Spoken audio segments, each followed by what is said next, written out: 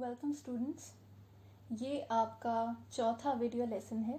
इससे पहले के 3 वीडियो लेसन्स में हमने चैप्टर 1, 2, 3 और कलर थ्योरी डिस्कस किया। चैप्टर 4 में हम प्री हिस्टोरिक केव पेंटिंग्स यानी कि प्रागैतिहासिक शिला चित्र, हम इस टॉपिक को डिस्कस करेंगे। तो चलिए आज का वीडियो लेसन स्टार्ट करते हैं। Introduction to prehistoric rock paintings. सबसे पहले आपको एक इंट्रोडक्शन देती हूँ मैं कि प्री हिस्टोरिक रॉक पेंटिंग्स या केव पेंटिंग्स या हिंदी में प्रागैतिहासिक शिला चित्र ये क्या होते थे। The history of art is extremely old. It dates back to the prehistoric era. The earliest examples of art are found in the form of cave paintings made by the early man. The oldest cave paintings in India date as back as 8000 BC. तो students, कला का जो इतिहास है ये बहुत ही पुराना है। प्रागैतिहासिक काल से यानी कि प्री हिस्टोरिक टाइम से, यानी कि उस समय से जब एक स्क्रिप्ट भी डेवलप नहीं हुई थी जिसमें ह्यूमंस लिखते थे, पढ़ते थे, ऐसी स्क्रिप्ट डेवलप होने से पहले का भी जो वक्त था, जो कि बहुत ही पुराना वक्त था, प्रागैतिहासिक काल, तब से हमें आर्ट के एग्जाम्पल्स मिलते हैं। जो सबसे पुराने एग्जाम्पल्स हैं आर्ट के, वो हमें केव पेंटिंग्स यानी कि गुफाओं में जो पेंटिंग्स मिली हैं, शिला चित्र मिले हैं, पत्थरों के ऊपर जो पेंटिंग्स बनाई हैं वो हमें मिलती हैं। भारत में केव पेंटिंग्स 8000 BC, इतनी पुरानी केव पेंटिंग्स भी हमें मिली हैं। The initial human civilizations were hunter-gatherers. They used to live in the caves and in their free time they used to paint on the walls of the caves. So the scenes we see in these caves are the scenes from their daily lives, like hunting scenes, scenes of ceremonies and gatherings, of which hunting scenes are the most abundant as hunting was the most important part of their lives. तो जो प्राचीन सभ्यताएं थीं, जब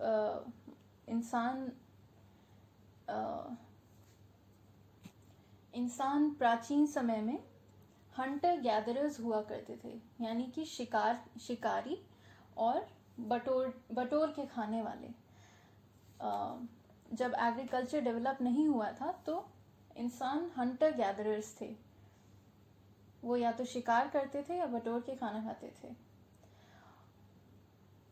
और वो इन गुफाओं में रहते थे, जो कि नेचुरल गुफाएं बनी होती हैं पहाड़ों में। इन गुफाओं में वो रहा करते थे और अपने खाली वक्त में वो इन गुफाओं की दीवारों पे पेंट किया करते थे, चित्र बनाया करते थे। इसलिए हमें इन गुफाओं से जो चित्र मिलते हैं वो अधिकतर इसमें जो चित्र हैं उनका सब्जेक्ट मैटर, यानी कि उसमें जो चीज़ें उन्होंने बनाई हैं वो उनकी रोज़मर्रा की ज़िंदगी पे आधारित हैं। उनकी रोज़मर्रा की ज़िंदगी उस वक्त किस तरह की होती थी? हंटिंग सीन्स यानी कि शिकार के दृश्य दिखते हैं उसमें। उनकी जो भी उस वक्त की प्राचीन सेरेमनीज हुआ करती थी, जो भी फंक्शंस हुआ करते थे उनके, जो उनकी गैदरिंग्स हुआ करती थी, आपस में मिलके वो लोग गैदरिंग करते थे या जो भी करते थे, तो उनकी डेली लाइफ का हमें बहुत अच्छा ग्लिम्स मिलता है। हमें उनकी डेली लाइफ में की एक झलक मिलती है इन केव पेंटिंग्स को देख के।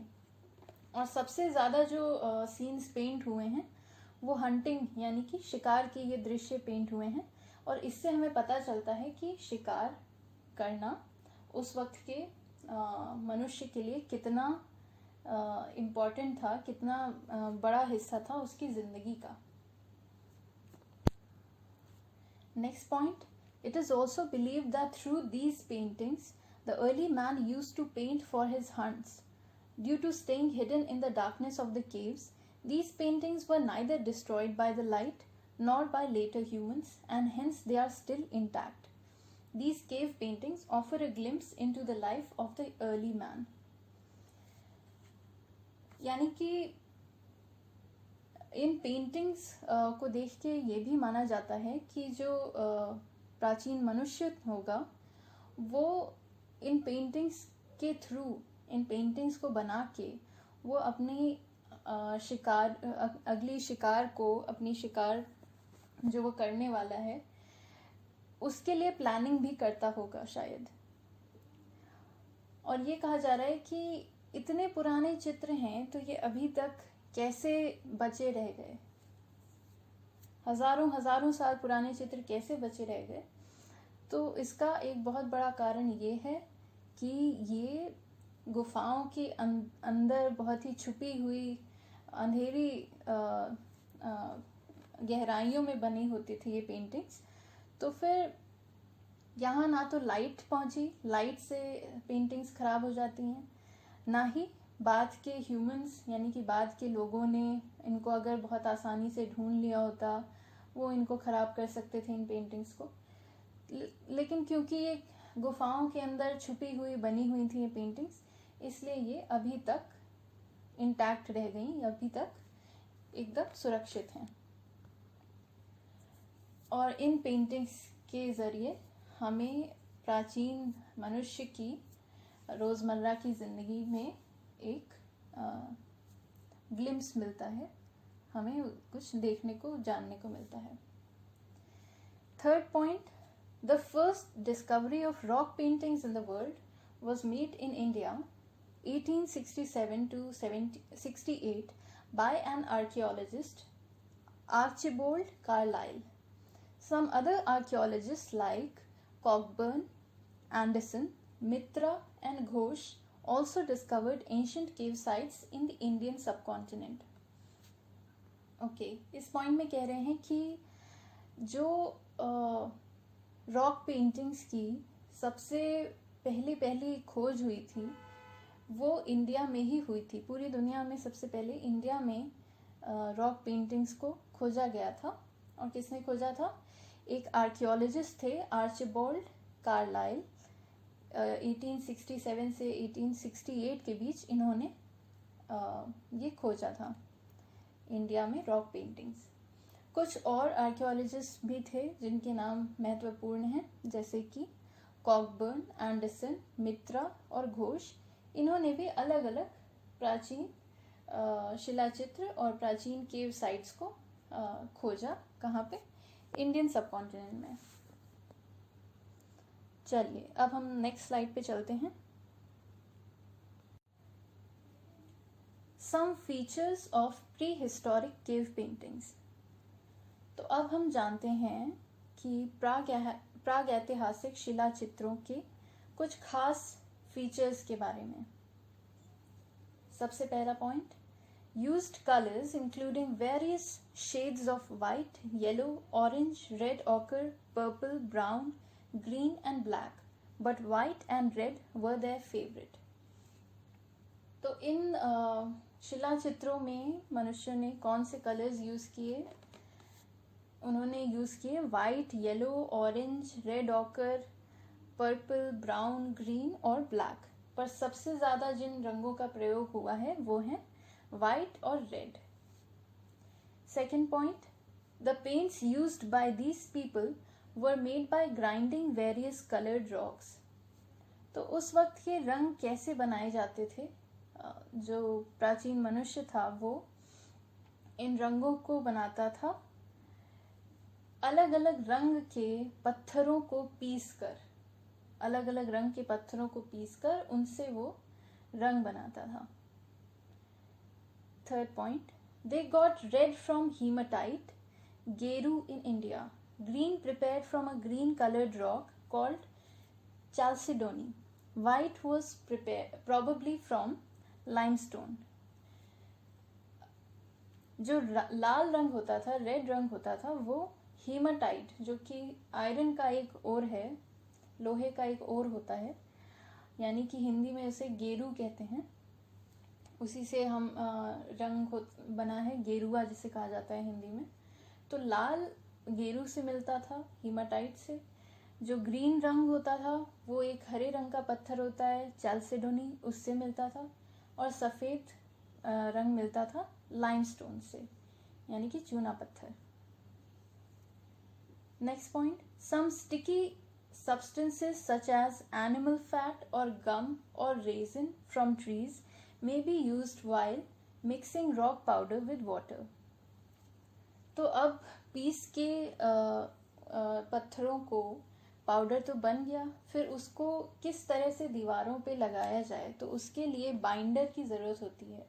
तो बाइंडर के तौर पे ये जो क्या कहते हैं, स्टिकी सब्सटेंसेस होते थे, जैसे कि एनिमल फैट, एनिमल से जानवरों से निकलने वाला फैट, या फिर पेड़ों से गोंद या रेजिन जो निकलता है, उसको मिक्स किया जाता था पत्थरों के पिसे हुए पाउडर से, और फिर वो उसे पानी से मिला के तब इन रंगों को लगाया जाता था। इनसे पेंटिंग की जाती थी केव्स की दीवारों पर। Brushes were made of plant fibre. Brushes कैसे बनाए जाते थे? ब्रशेस बनाए जाते थे प्लांट फाइबर से, यानी पौधों का जो फाइबर होता है उससे।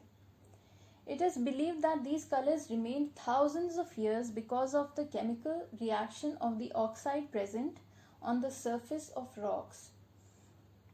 ये भी माना जाता है कि ये रंग इतनी thousands of years, इतने हजारों साल तक कैसे रह गए, क्योंकि जो पत्थरों की सरफेस होती थी, जो गुफाओं के अंदर पत्थरों की सरफेस होती थी, उस पर ऑक्साइड प्रेजेंट होते थे, और उनसे रिएक्शन होने की वजह से, केमिकल रिएक्शन होके ये रंग वहाँ पे पक्के हो गए और अभी तक नहीं फेड हुए।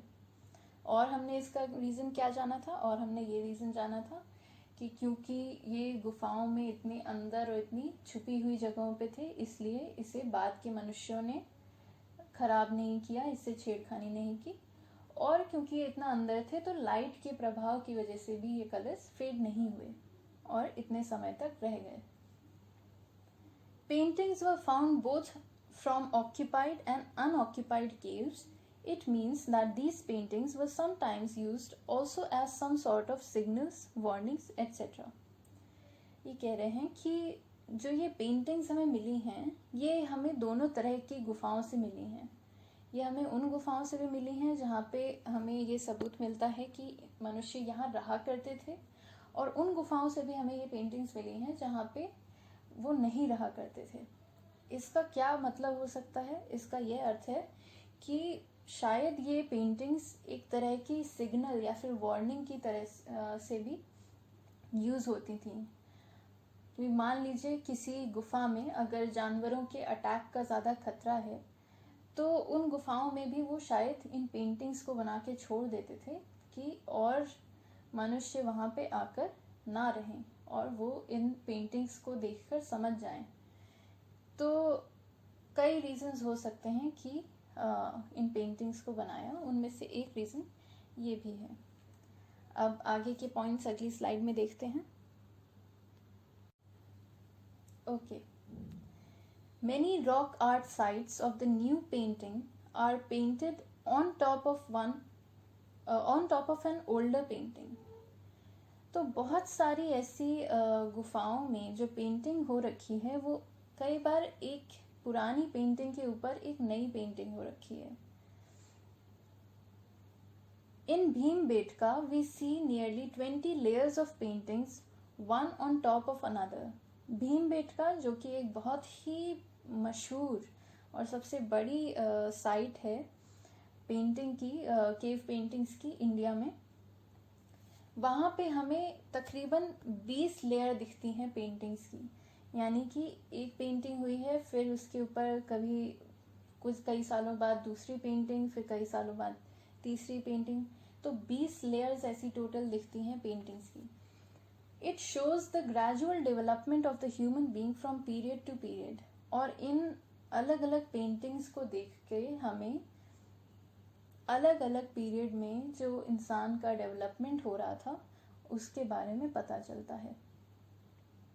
और हमें ये भी पता चलता है कि इन केव्स को लगातार बहुत सालों तक यूज़ किया गया, इनको बहुत सालों तक ऑक्यूपाई किया गया। इसमें अलग अलग टाइम पे मनुष्य आकर बसते रहे, रहते रहे। The symbolism is inspiration from nature along with slight spirituality. तो ये जो पेंटिंग्स बनी हैं इनका क्या महत्व है, क्या सिम्बॉलिज्म है इनका? तो मेनली इनका सिम्बॉलिज्म यही है कि नेचर यानी कि प्रकृति से प्रेरणा ली गई है, और स्लाइट स्पिरिचुअलिटी यानी कि थोड़ी सी दार्शनिकता भी। Next point, expression of ideas through very few drawings, representation of man by the stick like drawings. अच्छा, तो इन पेंटिंग्स में बहुत ही कम लाइनों के द्वारा, बहुत ही कम लाइंस के थ्रू उन्होंने अपने आइडिया को एक्सप्रेस किया है, वो जो दिखाना चाहते थे उसे पिक्चर किया है। और जैसे कि इंसानों को स्टिक फिगर्स में बनाया गया है, छड़ी जैसे लकड़ियाँ, सीधी लकड़ियाँ ऐसे डंडी जैसे खींच के हाथ पैर उनके, और इस तरह से उनको रिप्रेजेंट किया गया है।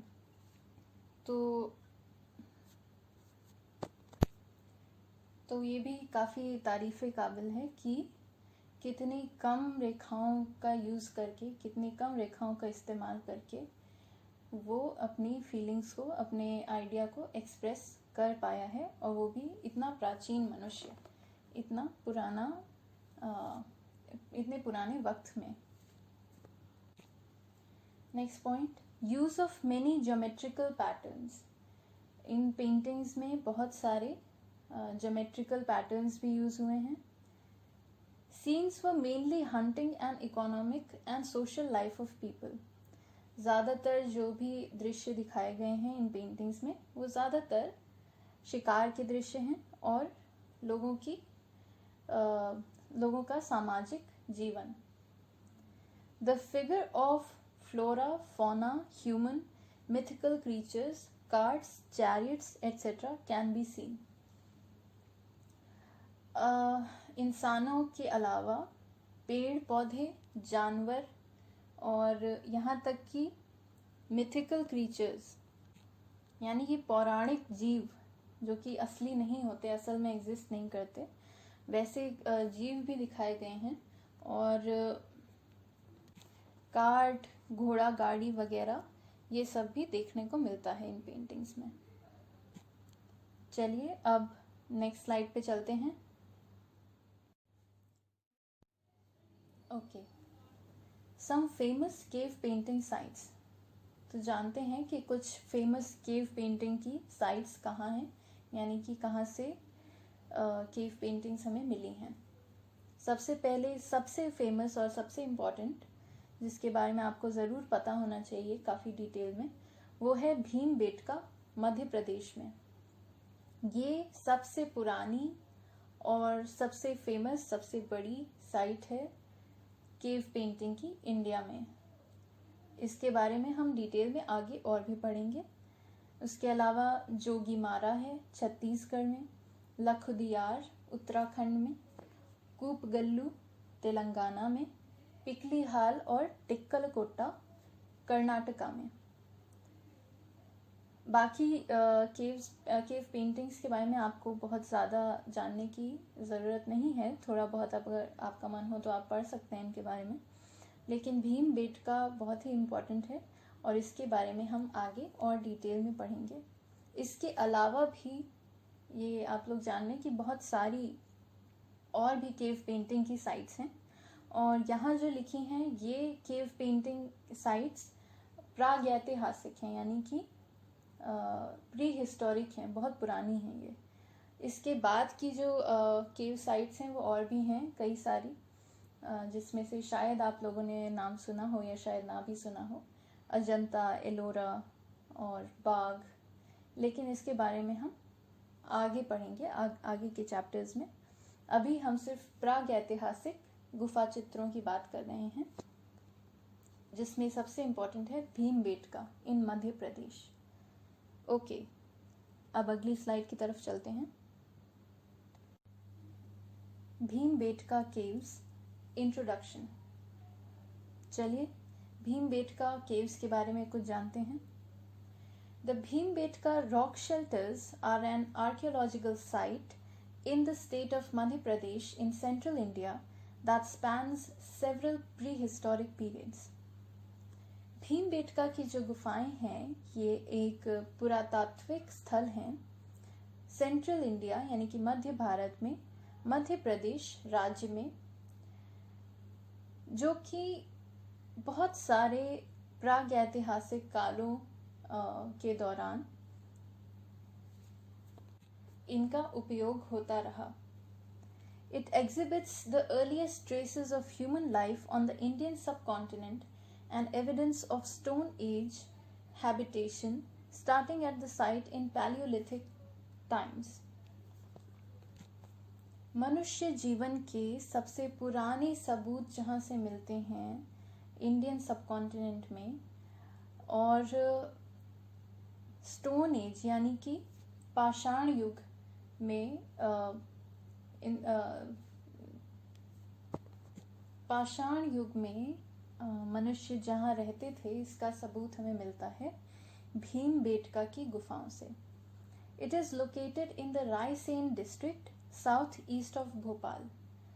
मध्य प्रदेश की राजधानी है भोपाल, उसके साउथ ईस्ट में रायसेन डिस्ट्रिक्ट है, वहाँ पे भीमबेटका की गुफाएं लोकेटेड हैं। Bhimbetka is a UNESCO world heritage site that consist of 7 hills and over 750 rock shelters distributed over 10 kilometers. At least some of the shelters were inhabited more than 1 lakh years ago.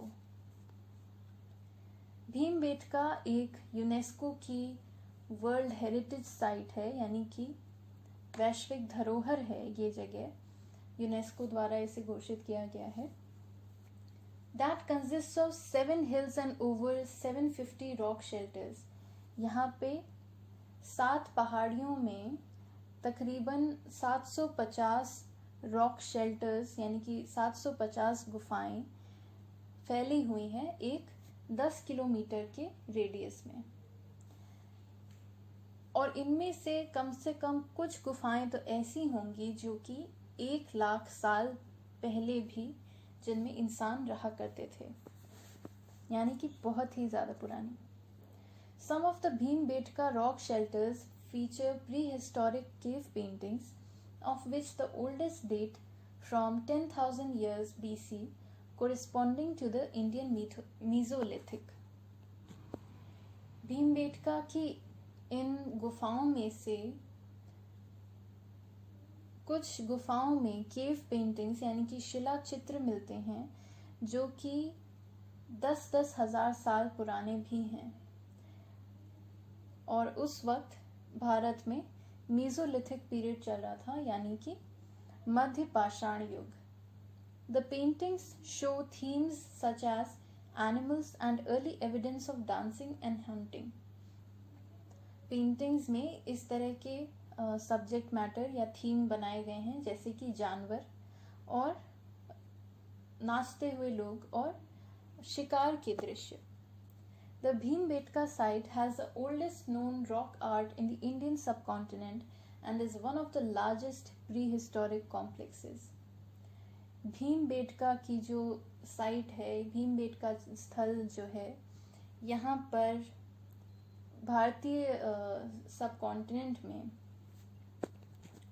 यानी कि भारतीय उपमहाद्वीप में सबसे पुरानी rock art यानी कि शिला चित्रों का जो एग्जाम्पल मिलता है हमें यहाँ से मिलता है, और ये प्रागैतिहासिक कॉम्प्लेक्स सबसे बड़े प्रागैतिहासिक स्थलों में से एक है।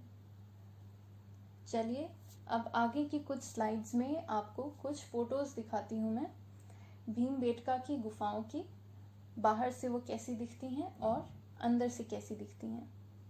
चलिए ओके स्टूडेंट्स, तो आप अपनी स्क्रीन पे देख सकते हैं ये एक पिक्चर जो दिख रही है आपको, ये भीमबेटका साइट की है। भीमबेटका जो कि मैंने आपको बताया मध्य प्रदेश में है।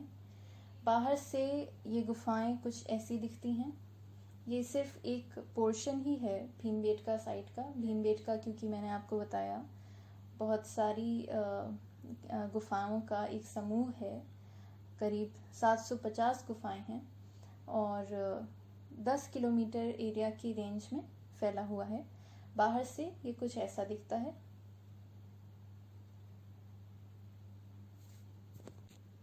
अब अगली स्लाइड की तरफ बढ़ते हैं। इस स्लाइड में भी आपके सामने एक दूसरी इमेज है। ये भी भीमबेटका की गुफाओं की इमेज है। इसमें एक गुफा का आप एंट्रेंस देख पा रहे हैं और आप देख रहे हैं कि गुफा के अंदर की दीवार पे लाल रंग से पेंटिंग की गई है। ये पेंटिंग प्राचीन मनुष्य ने की है, जो कि वाकई बहुत अद्भुत है कि इतने प्राचीन काल की, इतने प्राचीन मनुष्य द्वारा की गई पेंटिंग्स और वो हम अभी भी देख सकते हैं। इन पेंटिंग्स को देख के भी हमें पता लगता है कि मनुष्य कितना आगे आ गया है, कितना वक्त बीत गया और अभी के मनुष्य और उस वक्त के मनुष्य में भी कितनी सारी चीज़ें, कितनी बातें थीं जो कि एक जैसी थीं, कॉमन थीं। चलिए नेक्स्ट स्लाइड की तरफ चलते हैं। इस स्लाइड में भी आप एक पिक्चर देख पा रहे हैं। भीमबेटका की गुफाओं के अंदर की दीवारों पर इस तरह की पेंटिंग्स बनाई हैं। गहरे लाल रंग में ये पेंटिंग आप देख पा रहे हैं। कैसे सिंपल लाइंस के थ्रू अलग अलग तरह के फिगर्स बनाए हैं। इसमें आपको इंसान भी दिख रहे होंगे और जानवर दिख रहे हैं। इंसान जानवरों के ऊपर बैठे हैं, उनके हाथों में हथियार भी हैं। एक जानवर ऊपर दिख रहा है, कुछ अलग सा, कुछ सफ़ेद रंग से नीचे की तरफ ड्राइंग दिख रही है और गहरे लाल रंग से ऊपर पेंटिंग है। ओके, नेक्स्ट स्लाइड की तरफ चलते हैं। इस स्लाइड में भी आप जो पेंटिंग देख रहे हैं ये सफ़ेद रंग से बनाई गई है। इसमें भी मनुष्य दिख रहे हैं। मनुष्य जानवरों पे बैठे हैं, घोड़े पे बैठे हैं शायद। उनके हाथों में औजार हैं और शायद वो शिकार करने जा रहे हैं। तो आप देख सकते हैं कि शिकार के दृश्य बहुत ही कॉमन थे, बहुत बनाए जाते थे। ओके स्टूडेंट्स, ये आपने कुछ इमेजेस देखी। अब इसके आगे हम भीमबेटका के बारे में थोड़ा विस्तार में जानते हैं। चलिए आगे की कुछ स्लाइड्स में हम भीमबेटका केव्स के बारे में डिटेल में जानते हैं। The rock shelters and caves of Bhimbetka have a large number of paintings. The oldest paintings are found to be 10,000 years old, but some of the geometric figures date to as recently as the medieval period. यानी कि भीमबेटका की जो गुफाएं हैं, यहाँ पे प्रमुख संख्या में हमें चित्र मिलते हैं। यहाँ पे सबसे पुराने चित्र जो हैं वो तकरीबन 10,000 साल पुराने मिलते हैं हमें। लेकिन यहाँ पे बहुत बाद तक भी काम हुआ है। मध्यकालीन काल तक के भी ज्योमेट्रिकल फिगर्स हमें मिलते हैं। The colors used are vegetable colors which have endured through time because the drawings were generally made deep inside a niche or on inner walls.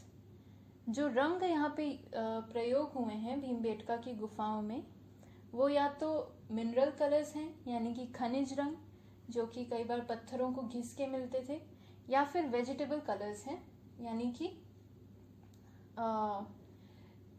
पौधों से प्राप्त होने वाले जो रंग होते हैं वो।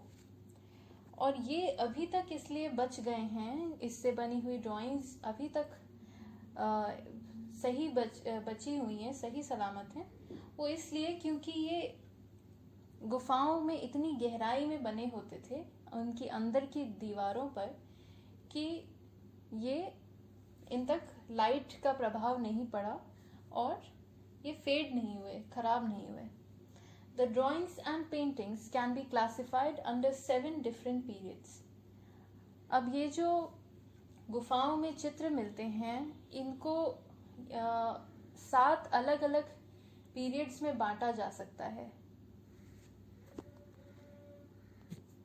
तो सबसे पहले आता है पीरियड 1, अपर पैलियोलिथिक, यानी कि पूर्व पाषाण युग। पाषाण युग में आप जानते हैं कि मनुष्य ने पत्थरों का इस्तेमाल करना शुरू कर दिया था जिनसे वो अपने औजार बनाने लगा था। तो इस पीरियड में किस तरह की पेंटिंग्स हुई?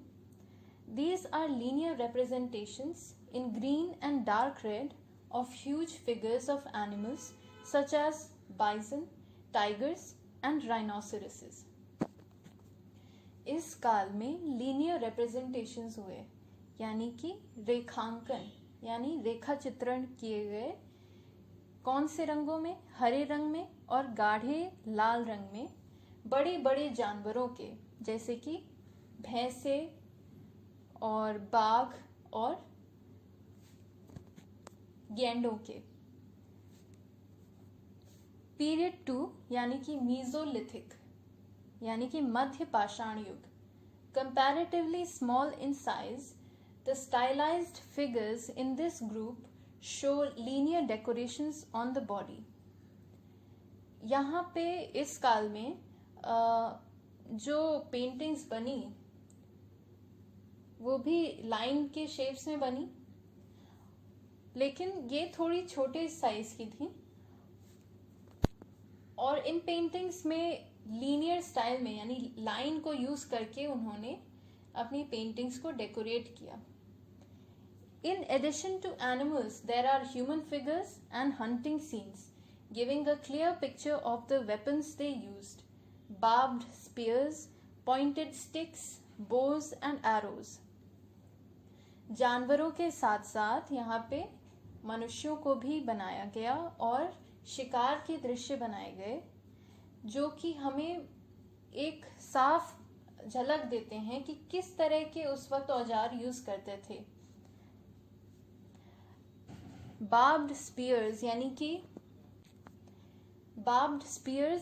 कि कांटेदार भाले, पॉइंटेड स्टिक्स यानी कि नोकदार छड़ियां और बोज एंड एरोज यानी कि धनुष और बाण का इस्तेमाल करते थे प्राचीन मनुष्य। Some scenes are interpreted as depicting tribal war between 3 tribes symbolized by their animal totems. कुछ सीन्स जो बनाए गए हैं उन्हें ऐसा माना जाता है कि अलग अलग ट्राइब्स यानी कि जो कौमें होती थी उनके बीच में जो युद्ध होते थे वो उनसे दिखाया गया है, जिसमें कि 3 अलग अलग कौमें हमें दिख रही हैं जो कि अपने अलग अलग जानवरों के चिन्हों से जिनका पता चल रहा है।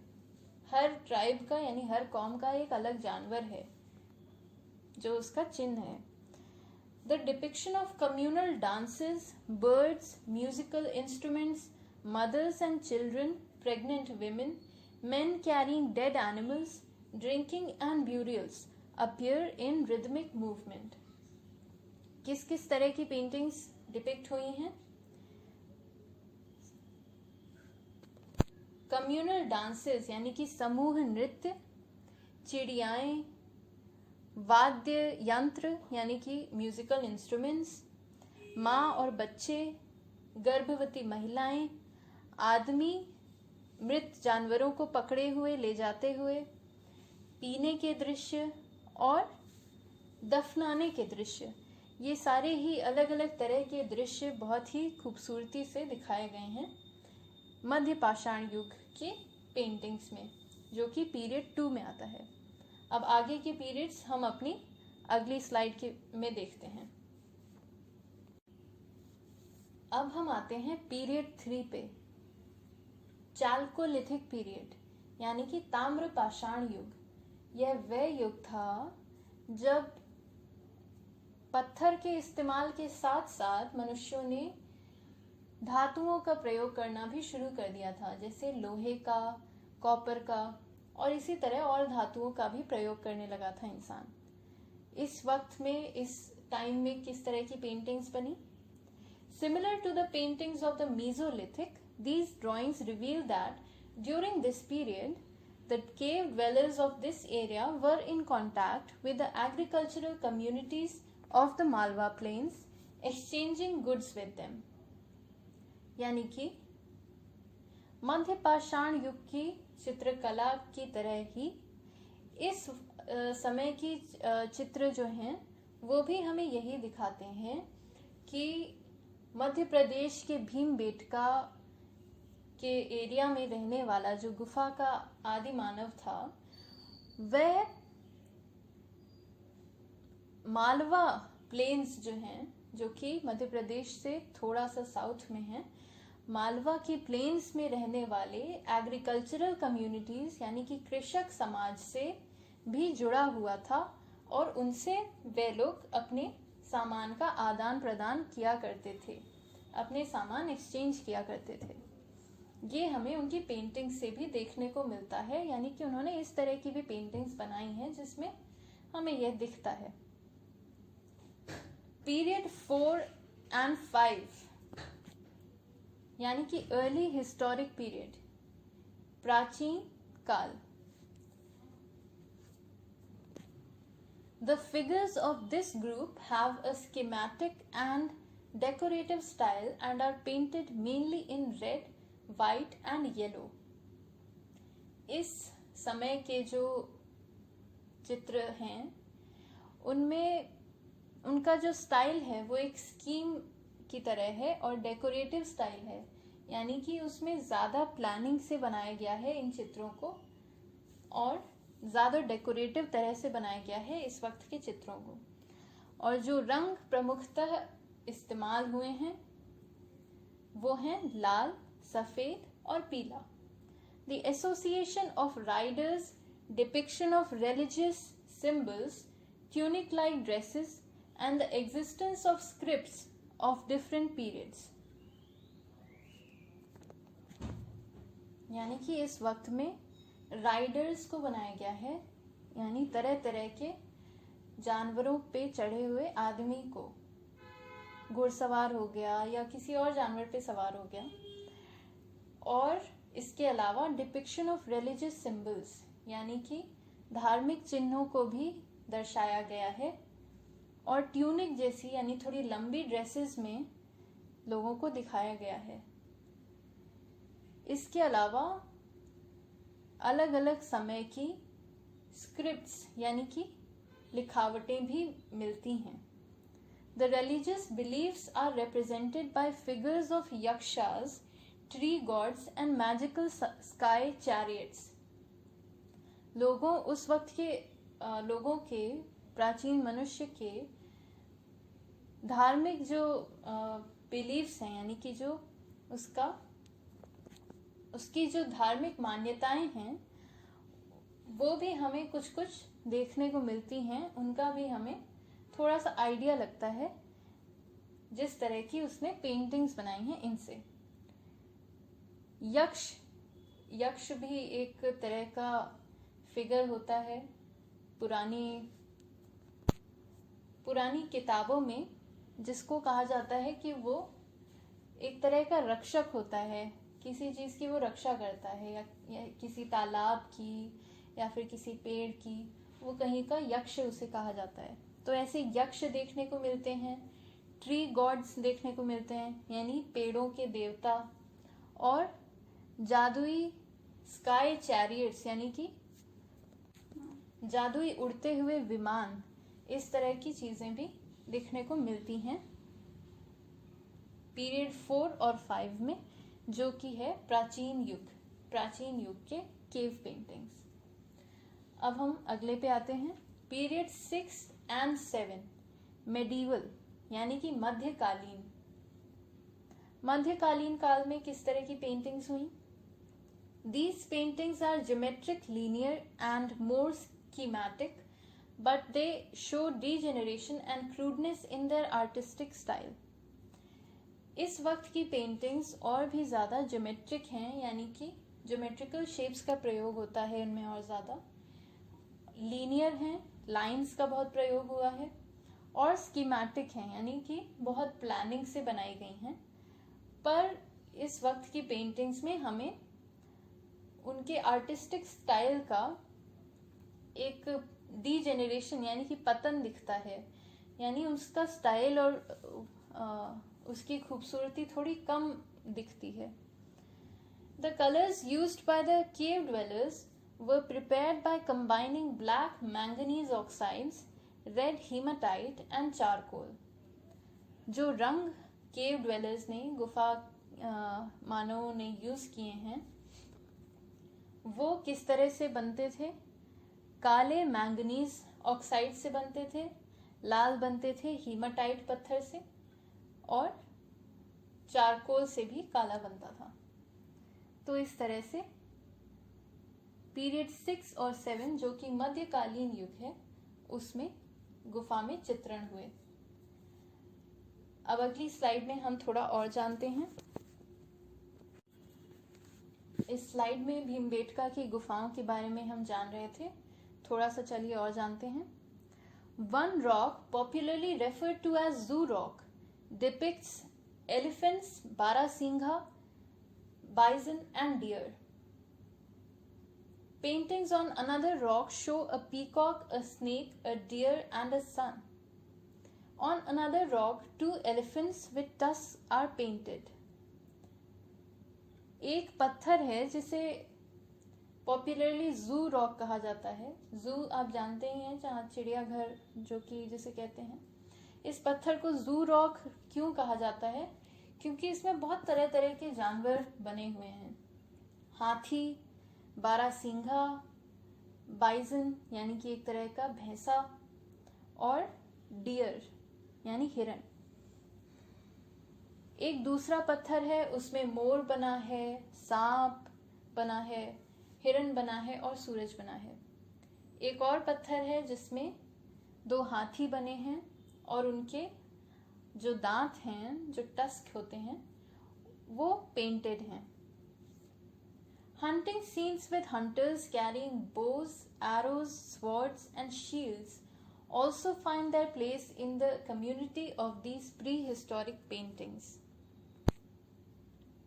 शिकार के बहुत सारे दृश्य पाए जाते हैं जिसमें शिकारी धनुष, बाण, तलवार, ढाल, इस तरह के औजार लेके खड़े दिखाए गए हैं। In one of the caves, a bison is shown in pursuit of a hunter, while his 2 companions appear to stand helplessly nearby. एक गुफा में, एक चित्र में एक बाइजन को, एक भैंसे को, जंगली भैंसे को दिखाया गया है कि वो एक शिकारी के पीछे भाग रहा है, जबकि उस शिकारी के 2 और साथी हैं जिनको पास में दिखाया गया है खड़े हुए, लाचार खड़े हुए। In another, some horsemen are seen along with archers. एक दूसरी पेंटिंग में कुछ घुड़सवारों को दिखाया गया है, कुछ धनुष बाण लिए हुए लोगों के साथ खड़े हुए। In one painting, a large wild boar is seen. एक पेंटिंग में एक बड़ा सा जंगली सुअर दिखाया गया है। The paintings are classified largely in 2 groups, one as depiction of hunters and food gatherers, while one as fighters riding on horses and elephants carrying metal weapons. जो चित्र हमें मिलते हैं उनको मोटे तौर पे 2 हिस्सों में बांटा जा सकता है, 2 ग्रुप में बांटा जा सकता है। पहला, शिकारियों और खाना बटोरने वालों का डिपिक्शन। दूसरा, लड़ाकुओं का डिपिक्शन जो कि कई बार घोड़े पर सवार हैं या फिर लोहे के औजार लिए हाथियों पर सवार हैं। इन दो कैटेगरीज में पेंटिंग्स को बांटा जा सकता है। The first group of paintings dates to prehistoric times while second one dates to historic times। जो पहला ग्रुप है पेंटिंग्स का, यानी कि जिसमें शिकारियों और खाना बटोरते हुए इंसानों को बनाया गया है, यह प्री हिस्टोरिक यानी कि प्राग ऐतिहासिक काल के चित्र हैं, जो कि बहुत पुराना समय था जब लिखने और पढ़ने के लिए कोई स्क्रिप्ट भी डेवलप नहीं हुई थी। जो दूसरे तरह के चित्र हैं, यानी कि लड़ाकुओं के, घुड़सवारों के, हाथी सवारों के हाथों में मेटल के औजार ले जाते हुए, यह चित्र बनाए गए हैं ऐतिहासिक काल में, प्राचीन काल में, जो कि प्राग ऐतिहासिक के बाद का वक्त था। Most of the paintings from historic period depicts battles between the rulers carrying swords, spears, bows and arrows।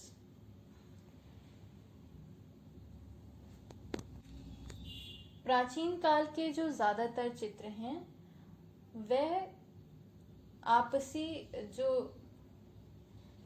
राजा थे उनके बीच में आपसी जो लड़ाइयाँ होती रहती थी उनको दर्शाते हैं, जिसमें कि राजा तरह तरह के औजार, भाले, धनुष, बाण, तलवार आदि लेके दिखाए गए हैं। तो ये हमने जाना भीमबेटका की गुफाओं के बारे में विस्तार से। अब इसके आगे हम वहाँ पाई गई दो खास पेंटिंग्स के बारे में थोड़ा सा जानते हैं।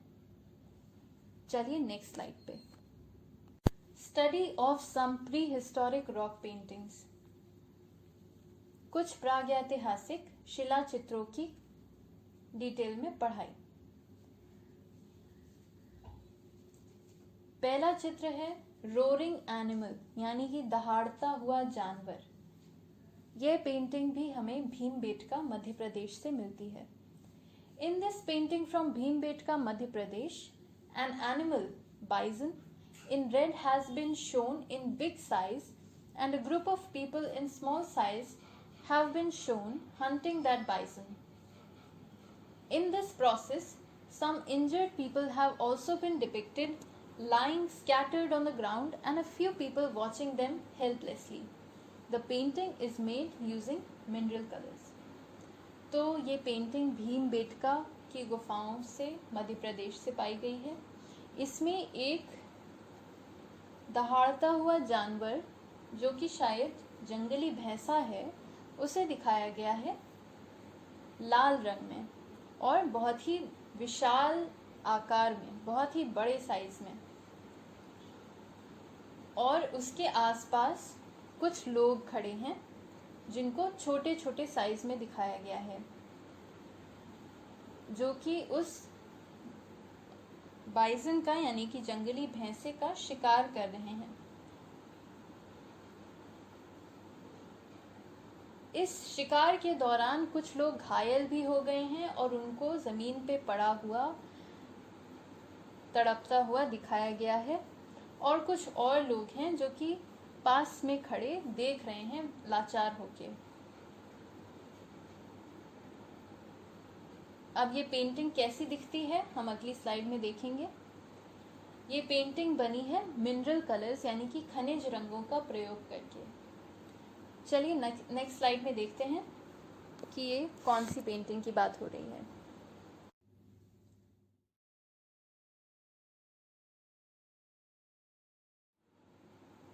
ओके, तो आप इस स्लाइड में देख सकते हैं कि किस पेंटिंग की बात हो रही थी।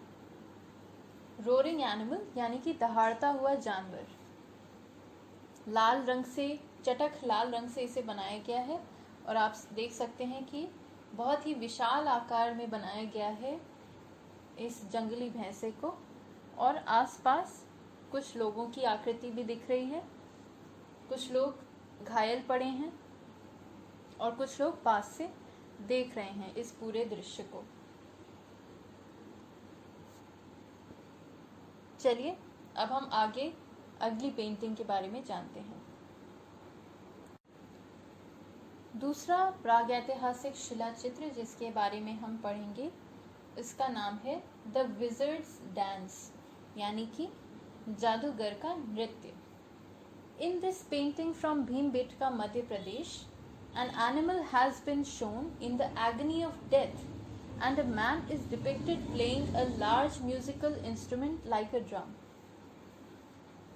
भीमबेटका, फिर से भीमबेटका मध्य प्रदेश से पाई गई इस पेंटिंग में एक जानवर को दिखाया गया है मृत्यु की पीड़ा में, यानी वो मौत के करीब है और पीड़ा में है, और उसके पास में एक आदमी खड़ा है जो कि एक बड़ा सा म्यूजिकल इंस्ट्रूमेंट यानी कि वाद्य यंत्र बजा रहा है, ड्रम के आकार का।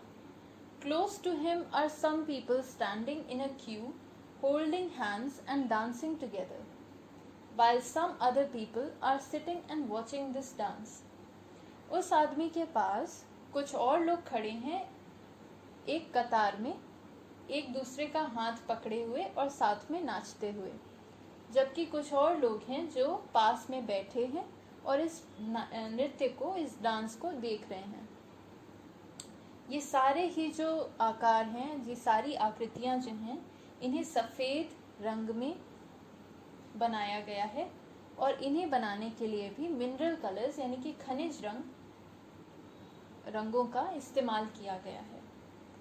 तो द विजर्ड्स डांस यानी कि जादूगर का नृत्य, ये कौन सा चित्र है, इसका विजुअल हम अगली स्लाइड में देखते हैं। ओके स्टूडेंट्स, तो आपके सामने है जादूगर का नृत्य या फिर द विजर्ड्स डांस। इसमें आप देख सकते हैं कि एक जानवर है जो मृत्यु की पीड़ा में दिखाया गया है, ऊपर लेफ्ट साइड पे। राइट में ऊपर सबसे एक आदमी है जो कि ड्रम के शेप का एक वाद्य यंत्र बजा रहा है, बड़े से ड्रम या डमरू जैसा। और नीचे कुछ लोग कतार में नाच रहे हैं एक दूसरे का हाथ पकड़े हुए, और कुछ लोग बैठ के ये नृत्य देख रहे हैं। तो ठीक है बच्चों, इसके साथ ही आपका ये चैप्टर भी ख़त्म हुआ। इस चैप्टर को पढ़ के आपको कैसा लगा? मैं उम्मीद करती हूँ आपको समझ में आया होगा और मज़ा भी आया होगा इस चैप्टर को पढ़ने में और इन पेंटिंग्स को देखने में। अब अगली स्लाइड में चल के आप अपना होमवर्क नोट कर लीजिए। ओके स्टूडेंट्स, तो ये आपका होमवर्क है। पहला होमवर्क थ्योरी का, सिर्फ एक क्वेश्चन आपको अपनी कॉपी में करना है। Right in detail about the cave paintings of Bhimbetka, Madhya Pradesh, with examples of some famous paintings found there। यानी कि भीमबेटका के गुफा चित्रों के बारे में विस्तार से लिखें और कुछ प्रमुख चित्रों का उदाहरण भी दें। ठीक है, तो आप या तो इसे इंग्लिश में कर सकते हैं या हिंदी में कर सकते हैं। इन दोनों लैंग्वेजेस में से आप किसी में भी अपना होमवर्क कर सकते हैं।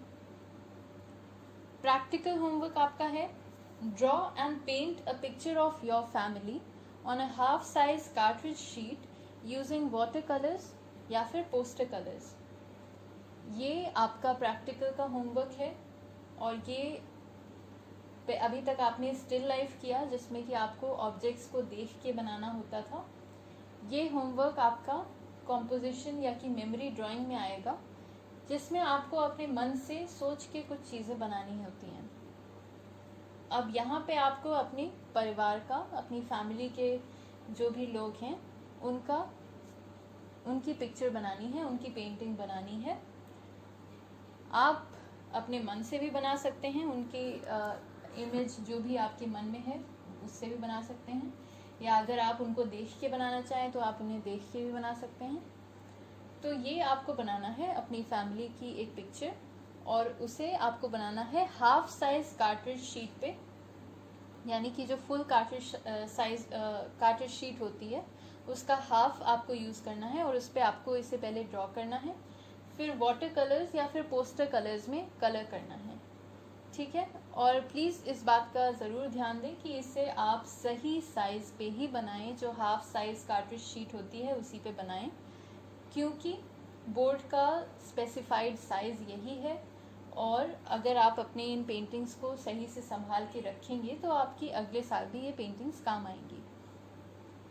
तो बहुत ही सफाई से अपनी ये पेंटिंग बनाएं और उसे वाटर कलर या फिर पोस्टर कलर में बहुत अच्छे से कलर करके और इसे सेंड करें। मैं अभी आपका लेवल जानती नहीं हूँ कि कौन बच्चा कैसे बनाता है, तो आप अगर ये बना के मुझे दिखाएंगे तो मुझे पता चलेगा कि आपका क्या लेवल है, ठीक है। Okay students, this is the end of your lesson. आपका लेसन यहीं पे ख़त्म होता है। उम्मीद करती हूँ कि आज का लेसन आपको समझ में आया होगा।